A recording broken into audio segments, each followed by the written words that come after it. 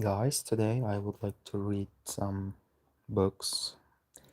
You know, it's not nothing professional. I'm just bored and decided to read something. And I just want to mention that this is a graded book, so it's only to increase English reading skills, not anything to like learn about literature. But this book sounds very interesting.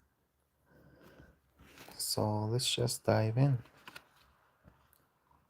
The part one is about Little Miss Marie. Nobody seemed to care about Marie.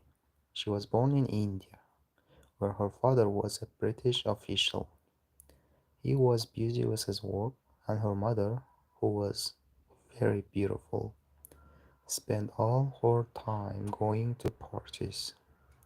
So an Indian woman, Kamala, was paid to take care of the little girl. Marie was not a pretty child. She had a thin, angry face and thin yellow hair. She was always giving others orders to Kamala, and who had to obey. Marie never thought of other people but only of herself. In fact, she was a very selfish, disagreeable, bad-tempered little girl. Okay, let's just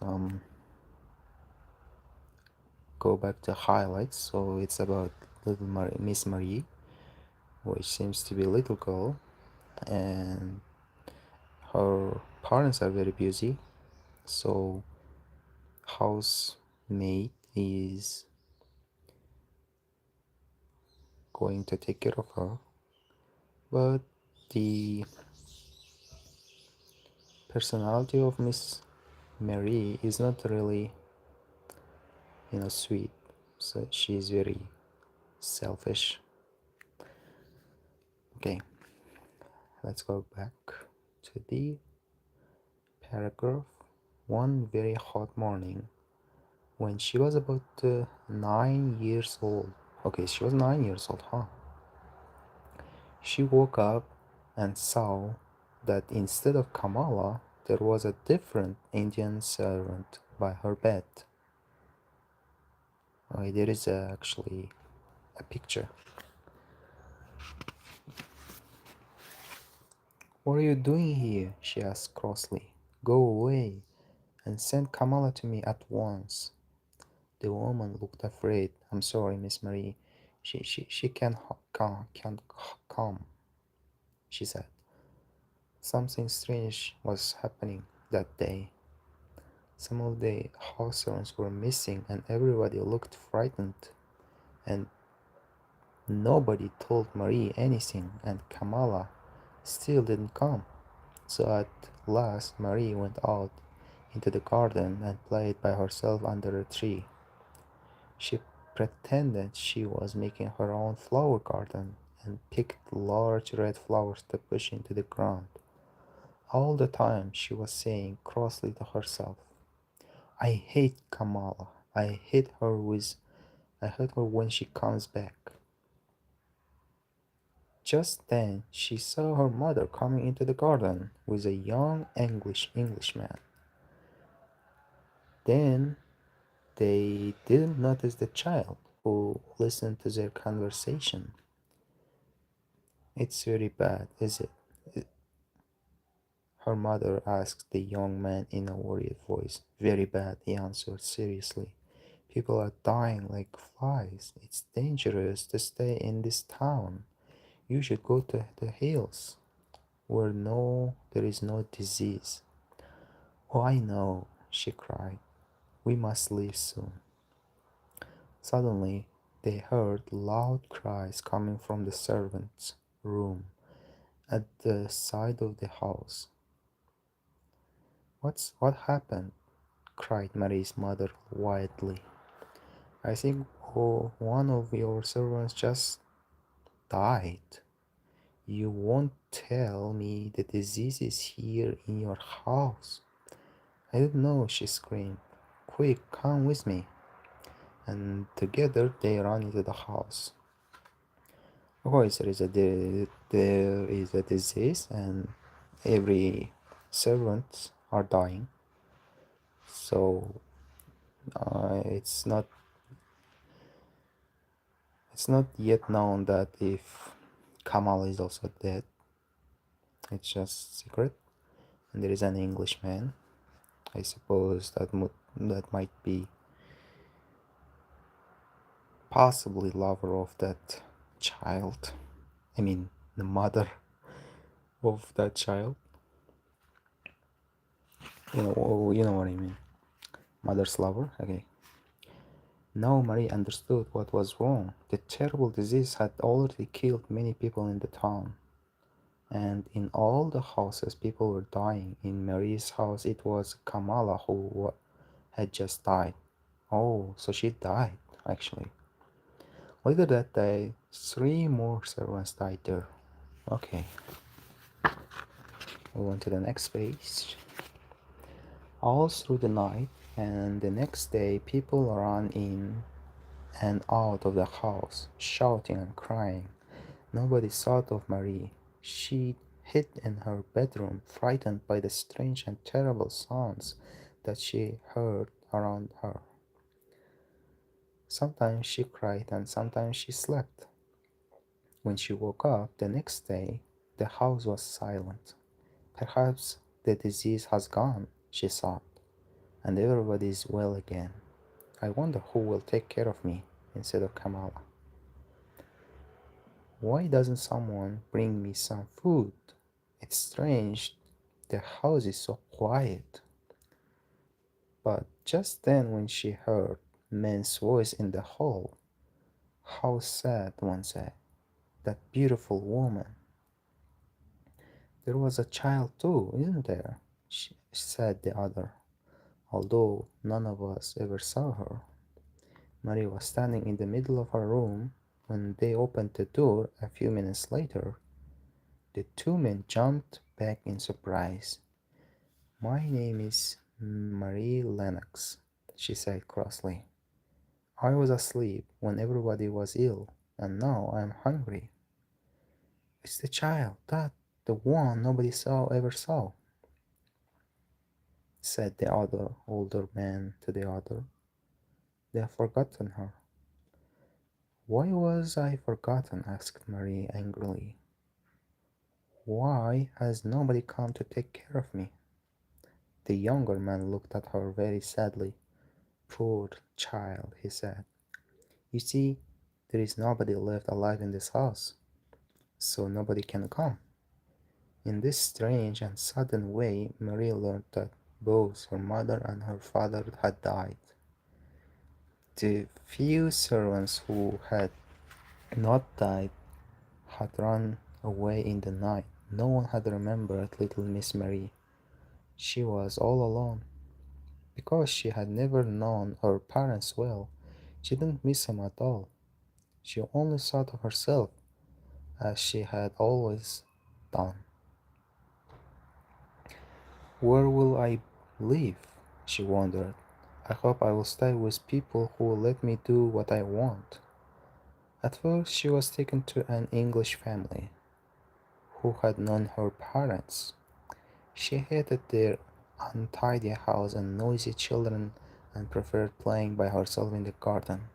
One day, she was playing with her favorite game, pretending to make a garden, when one of the children, Basil, offered to help. Go away, cried Marie. I don't want your help. For a moment, Basil looked angry, and then he began to laugh. He danced around and around Marie and sang a funny little song about Miss Marie and her stupid flowers. This made Marie very cross indeed. No one had ever laughed at her so unkindly. You're going home soon, said Basil, and we're all very pleased you're leaving. I am pleased too, replied Marie. But where is home? You're stupid if you don't know that, laughed Basil. England, of course. You're going to live with your uncle, Mr. Archibald Craven. I've never heard of him, said Marie coldly. But I know about him because I heard father and mother talking, said Basil. He lives in a big, lonely old house and has no friends because he's so bad tempered. He has got a crooked back and Horbit. And he's Horbit? Okay, till here, I really don't like Miss Marie because of her, you know, personality. And maybe it's a bad idea to say that she lost her family members, but kinda. Let's just go back. Okay, she's being sent to England, as I know. I don't believe you, cried Marie. But the next day, Basil's parents explained that she was going to live with her uncle in Yorkshire, in the north of England. Mary looked bored and cross and said nothing. After the long sea journey, she was met in London by Mr. Craven. Mr. Craven's housekeeper, Mr. Medlock. Together they traveled north by train. Mm, Oh, I think it's Miss. I really don't know the difference actually. Mrs. Maybe it's Mrs. Medlock was a large woman. Okay, she is a Mrs. Large woman with a very red face and bright black eyes. Marie didn't like her. Of course she doesn't. But that was not surprising because she didn't usually like people. Mrs. Medlock didn't like Marie either. What a disagreeable child, thought the housekeeper. But perhaps I should talk to her. I can tell you a bit about your uncle if you like, she said aloud. He lives in a big old house a long way from anywhere. There are nearly 100 rooms, but most of them are shut and locked. There is a big park around the house and all kinds of gardens. Well, what do you think of that? Nothing, replied Marie. It doesn't matter to me. Mrs. Medlock laughed. You are a hard little girl. Well, if you don't care, Mr. Craven doesn't either. He never spends on time. He never spends time on anyone. He has got a crooked back, you see, and although he's always been rich, he was never really happy until he married. Married? Repeated Mary in surprise. Yes, he married a sweet, pretty girl, and he loved her deeply. So when she died, oh, did she die? Asked Mary, interested. Yes, she did, and no, he doesn't care about anybody. If he is at home, he stays in his room and sees nobody. He won't want to see you. You must stay out of his way and do what you are told. Mary stared out of the train window at the grey sky and the train. She was not looking forward to life at her uncle's house. The train journey lasted all day, and it was dark when they arrived at the station. There was no there was a long drive to get to the house. It was a cold, windy night, and it was raining heavily. After a while, Mary began to hear a strange, wild noise. She looked out of the window, but could see nothing except the darkness. What's the noise? She asked Mrs. Medlock. It's It's not the sea, is it? No, it's the moor. It's the sound of the wind makes blowing across the moor. What is a moor? It's just miles and miles of wild land with no trees or houses. Your uncle's house is right on the edge of the moor. Mary listened to the strange, frightening sound. I don't like it, she sobbed. I don't like it.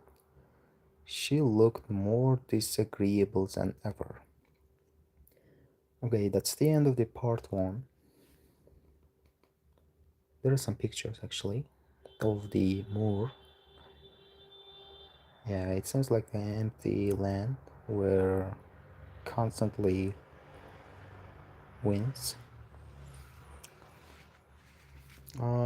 There's nothing to discuss here, so I'll just move to the part two, I guess. Marie in Yorkshire.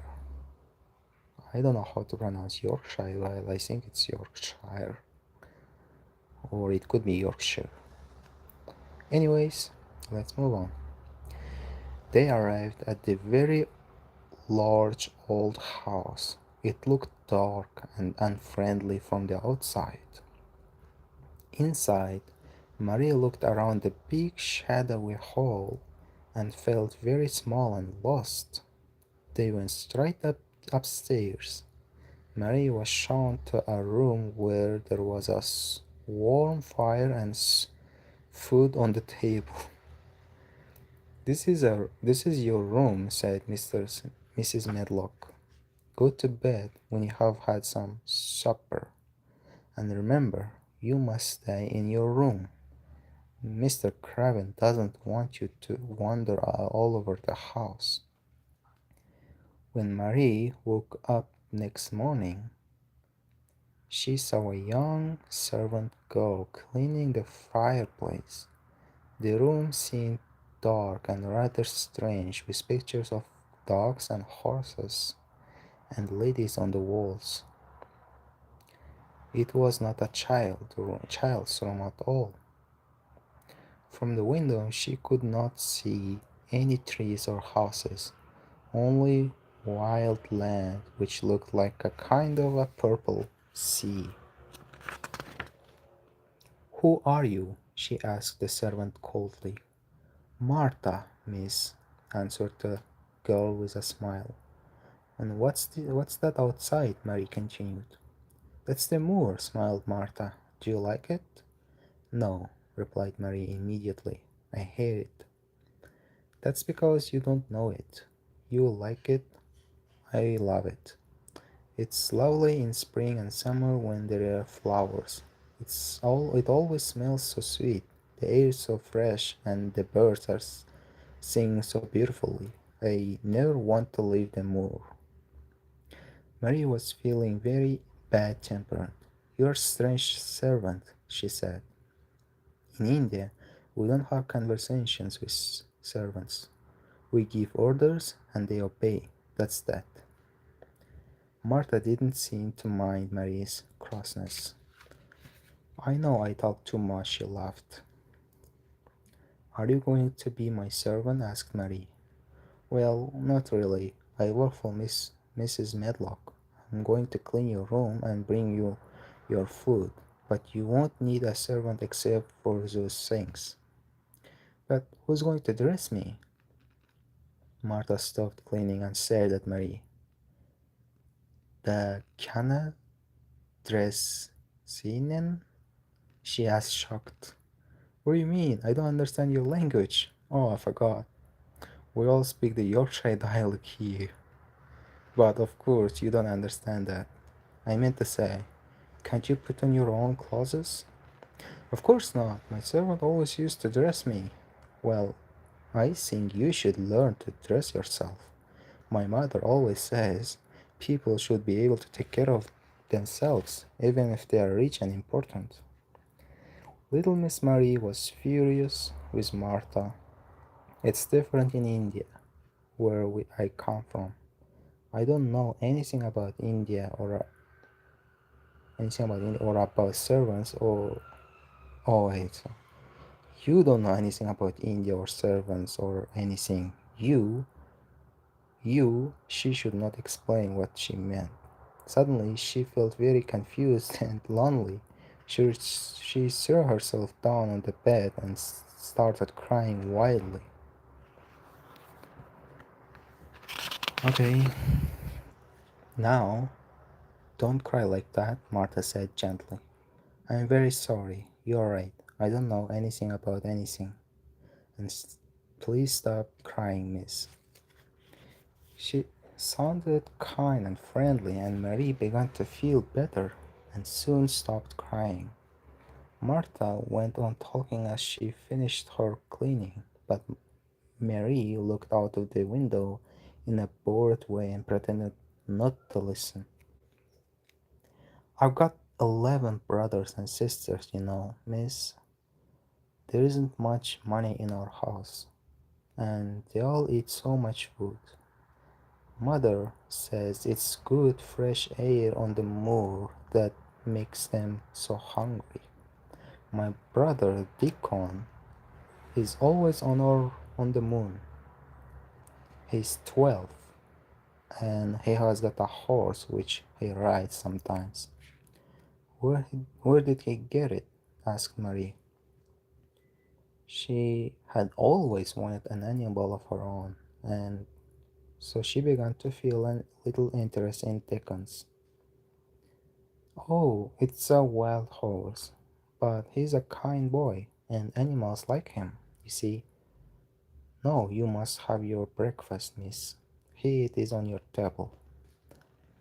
I don't want it, said Marie. I'm not hungry. What? Cried Martha. My little brothers and sister would eat all this in 5 minutes. Why? Asked Marie coldly. Because they don't get enough to eat, that's why, and they're always hungry. You are very lucky to have a food, miss. Marie said nothing, but she drank some tea and ate a little bread. Now put on a coat on and run outside to play, said Martha. It will do you good to be in the fresh air. Mario looked out of the window at the cold gray sky. Why should I go out on a day like this? She asked. Well, there is nothing to play with indoors, is there? Mary realized Martha was right. But who'll go with me? She said. Martha stared at her. Nobody. You'll have to learn to play by yourself. Dickon plays by himself on the moors for hours with the wild birds and the sheep and the other animals. She looked away for a moment. Perhaps I shouldn't tell you this, but one of the walled gardens is locked up. Nobody's been there for 10 years. It was Mr. Craven's garden, and he died suddenly. Wait, it was Mrs. Craven's garden. She died suddenly, and Mr. Craven locked it up and buried the key. Oh, I must go. I can hear Mrs. Medlock's bell ringing for me. Okay, let's just highlight some points. She met a servant girl who has 12 brothers and sisters. One of them is Dickon. And I think Mary kinda have some interest in him just because of the horse he has. Yeah, so they mentioned the garden though, the secret garden. It belonged to wife of Mr. Craven, who is Mrs. Craven. And after her death, they just locked it up. Okay, let's continue. Marie went downstairs and wandered through the great empty gardens. Many of the fruit and vegetable gardens had walls around them that there were no locked doors.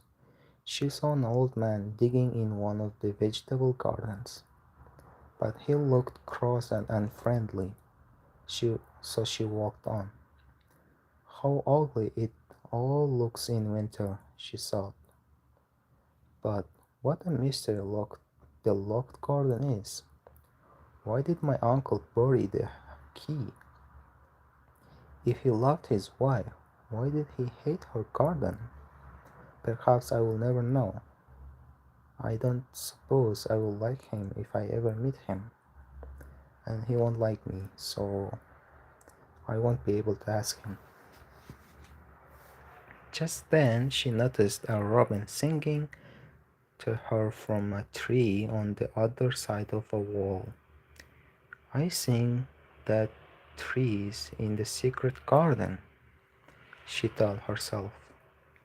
There is an extra wall here, and there is no way in. She went back to where the gardener was digging and spoke to him. At first, he answered in a very bad tempered way, but suddenly the robin flew down near them, and the old man began to smile. He looked a different person then, and Marie thought how much nicer people looked when they smiled. The gardener spoke gently to the robin, and the pretty little bird hopped on the ground and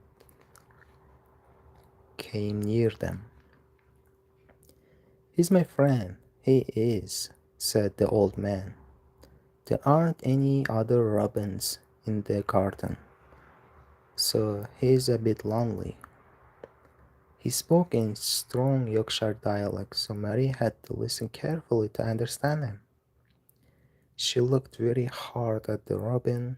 "I am lonely too," she said. She had not realized this before. "What's your name?" she asked the gardener. "Ben Weatherstaff. I am lonely myself. The robin's my only friend, you see." "I haven't got any friends at all," said Marie. "Yorkshire people always say that they are sinking, and old Ben was a Yorkshire moorman. We are alike, you and me," he told Marie. "We are not pretty to look at, and we are both very disagreeable." Nobody had ever said this to Marie before. Am I really as ugly and disagreeable as Ben? She wondered. Suddenly the robin flew to a tree near Marie and started singing to her. Ben laughed loudly. "Well," he said, "he wants to be your friend." "Oh, would you please be my friend?" she whispered to the robin.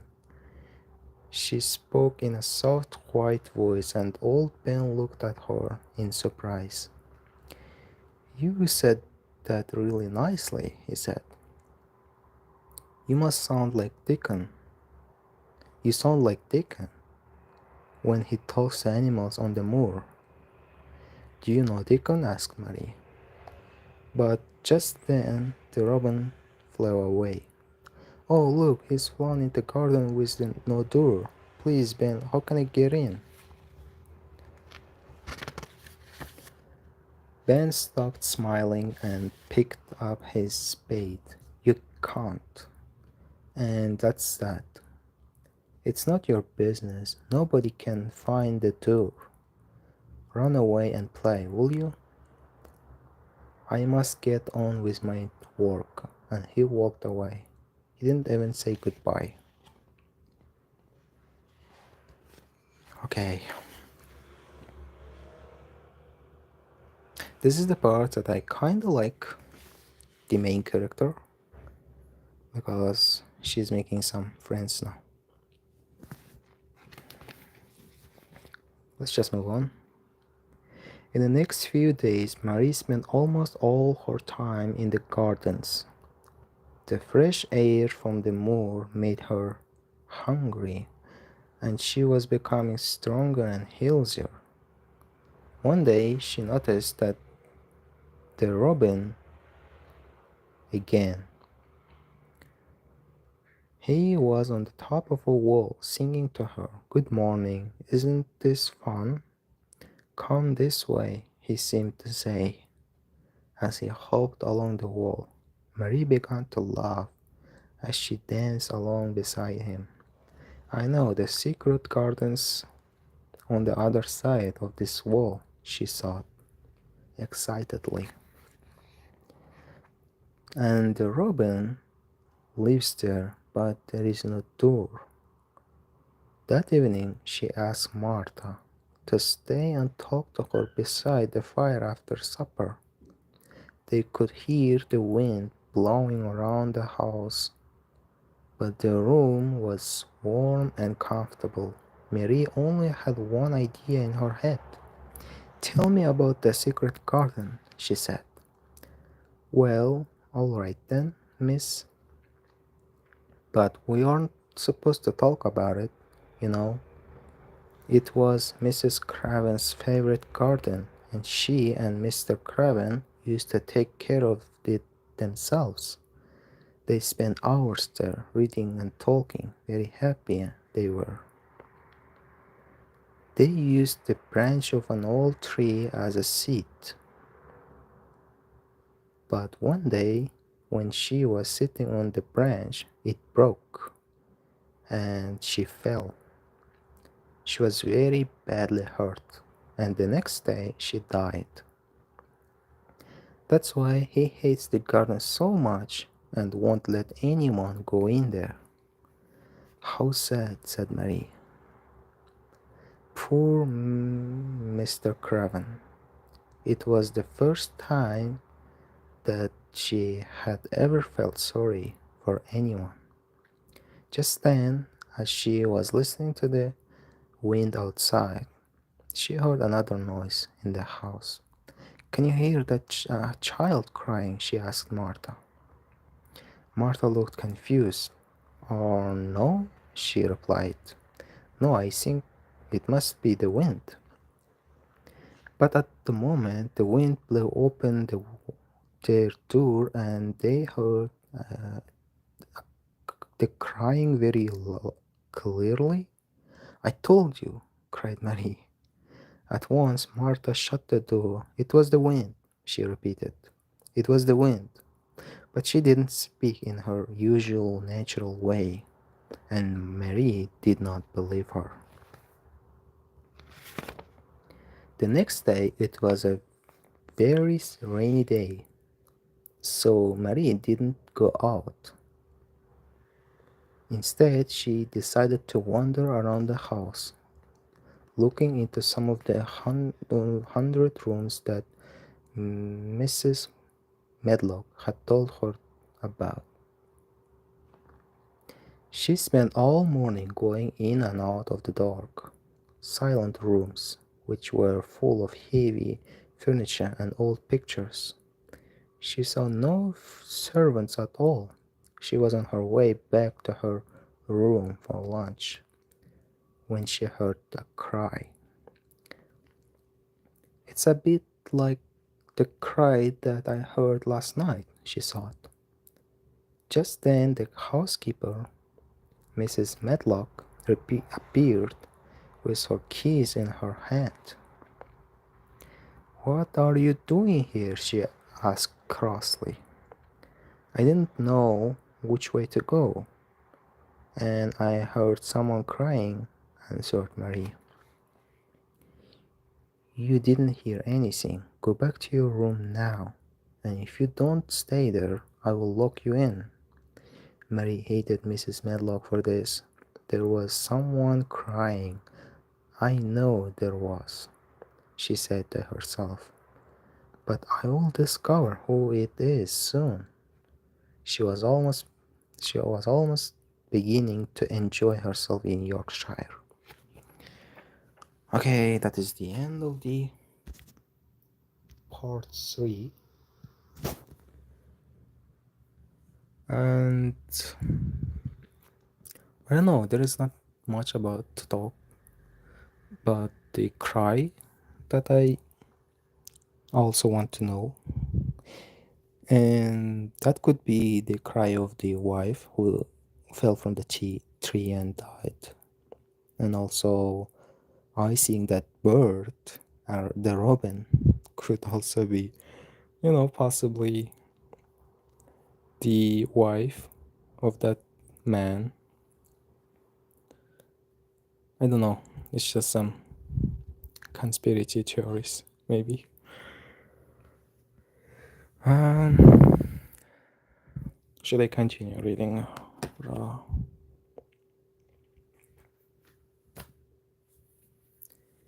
maybe another times, maybe another times, maybe another times. Till here it was part 2, just to remember. Maybe tomorrow, maybe tomorrow or day after tomorrow I'll continue for sure. But till now I'm very interested and surely will continue. Okay.